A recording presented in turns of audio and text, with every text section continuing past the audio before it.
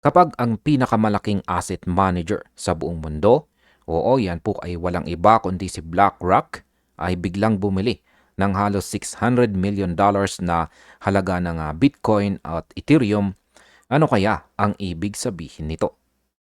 Hindi lang basta trading yan. Ito ay institutional conviction. Kumbaga, paniniwala ng mga big players na malayo pa ang itatakbo ng market. At ngayong ang crypto market ay nagre-recover mula sa mga nakaraang price swings, may nangyaring napakalaking galaw na kailangan po nating pag-usapan. Hindi po ito simpleng hype. Ang galaw na ito ay may fundamental impact at bilang mga traders at investors at holders, tayo po mismo ang tatamaan ng ripple effect nito. Kaya tutukan po natin ito at ihanda ang ating mindset dahil pag-usapan po natin kung bakit nagpakawala ng $589 million ang BlackRock kay Bitcoin at Ethereum. Maliban dito ay paano po gumagalaw ang ETF at bakit posibleng sinyalis ito ng malaking turning point. At simulan po natin sa ating unang katanungan kung bakit importante ang $589 million accumulation ni BlackRock kay Bitcoin at Ethereum. Yan, 3 araw mga ka-crypto. 3 araw. Pero umabot sa $589 million ang ipinasok ng BlackRock wallets kay Bitcoin at Ethereum.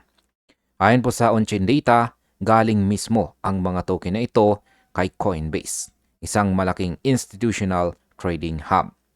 Kung i-breakdown po natin, nasa $354 million ang napunta kay Bitcoin at $235 million naman kay Ethereum, base sa kasalukuyang market value. Ngayon ay bakit po ba mahalaga ito? Simple lamang po. Ang ganitong klase ng galaw, hindi ginagawa ng mga retail buyers. Hindi ito yung tipong bumili ako ng 0.01 BTC sa dip. Ito ay isang strategic institutional accumulation. Ibig sabihin, nakikita po ng BlackRock na undervalued pa ang market relative sa long-term projections. Kapag ang isang giant tulad nila ay pumasok ng ganito kalaki sa isang short time frame, malakas po ang mensahe na yan. Para bang sinasabi nila na confidence restored, load up. Para po sa atin, ang immediate impact ay nagigising ang market psychology. Kapag lumabas po sa data feeds yung mga ganitong inflows, ang mga traders sa futures at spot market ay nag-a-adjust. Makikita po natin ang sudden spikes, mas aggressive na long positioning at mas maliit na selling pressure dahil may isang whale na ready na mag-absorb ng liquidity. Ito po ang dahilan kung bakit nakikita natin ang price rebounds ng Bitcoin at Ethereum kasabay ng mga inflows na ito. Ngayon ay ano naman ang napansin sa price movement ni Bitcoin habang pumapasok ang inflows. Ayan, habang nangyayari po ang mga transfers, may nangyayaring interesting kay Bitcoin.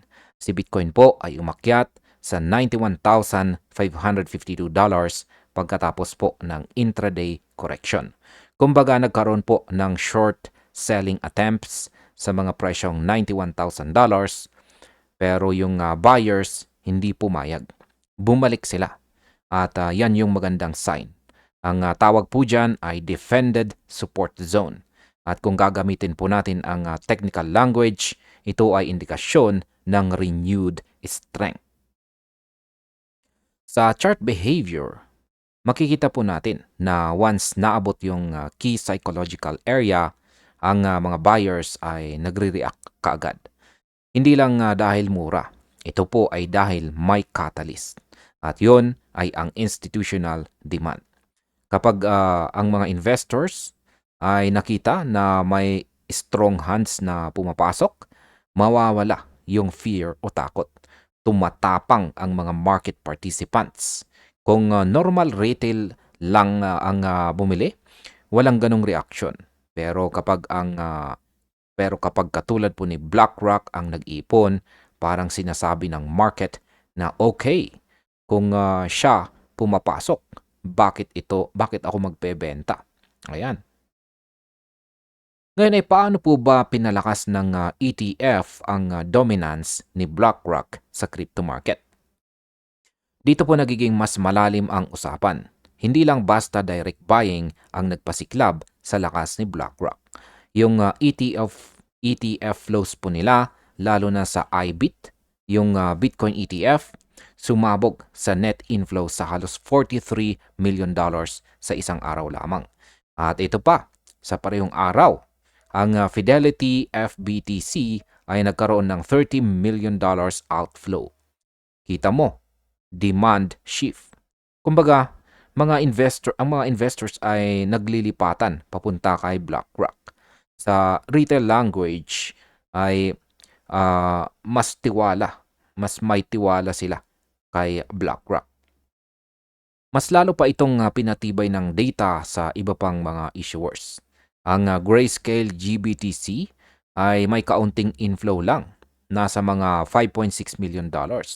At yung iba halos neutral. Ano ang ibig sabihin nito? Ang mga professional investors, asset managers, retirement funds, institutions, lahat po sila ay pinipiling sumakay sa IBIT, hindi po sa iba. Ang market impact po nito ay malaki. Kapag ang ETF inflows ay consistent, tumataas ang supply na hindi gumagalaw sa open market. Lumiliit ang circulating liquidity at lumalakas ang upward pressure. At sa context po ni Bitcoin, habang unti-unting nababawasan ang available na Bitcoin para sa trading, tumataas po ang presyo sa natural na paraan. Ano po ang nangyayari kay Ethereum at bakit hindi po siya nagpapahuli? Maraming tao kapag naririnig ang institutional inflows, iniisip agad ang si Bitcoin lamang. Pero hindi po ganun ngayon. Si Ethereum, siya po ang pangalawang pinakamalaking crypto, nakikita din po siya ng solid momentum. Yan, nakikitaan na rin po pala siya ng solid momentum. Yan, nagtitrade po si Ethereum sa mga presyong $3,022. Matapos po ang isang bahagyang increase. At kung titignan po natin ang real-time price behavior, hindi po siya simpleng bounce lamang. May steep rally sa midday na sinundan po ng consolidation sa ibabaw ng $3,040. Ayan, bago po nagkaroon ng natural pullback nitong nakalipas lamang na ilang oras. Ngayon ay sino po ang nagsindi ng spark? At yan po muli ay syempre walang iba kundi si BlackRock. Yung ETH or Ethereum ETF po nila ay nakapag-record po ng $50.22 million inflow sa isang araw lamang. Samantalang ang ibang issuers halos tahimik lang. Para bang nagsasalita ang market na kung Ethereum exposure ang hanap, si BlackRock ang pinto. Yan, pintuan. At kapag ganoon ang sentiment, yung mga second-tier ETF ay napipilitang humabol at mag-adjust ng kanilang strategy. Para po sa atin bilang mga investors at traders, ito po ay malinaw na signal. Kung si Bitcoin ang hari, si Ethereum ang prime minister. Kapag parehong umakyat ang dalawang ito, dahil sa institutional flows, ibig pong sabihin ay hindi po speculative rally.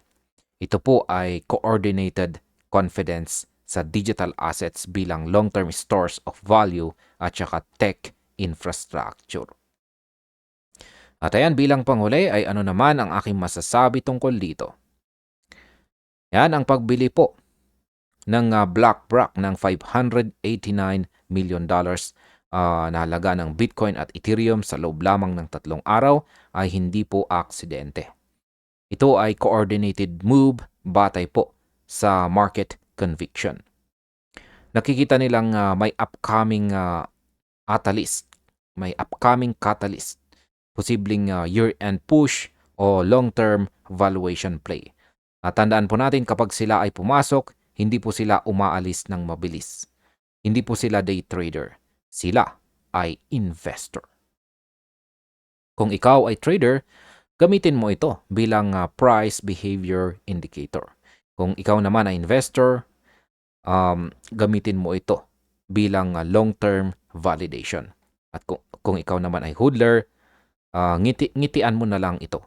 Dahil habang tumatagal, nauubos po ang supply at tumataas ang real demand. At hanggang dito na lamang po tayo sa video na ito mga ka-crypto. Maraming salamat sa panonood.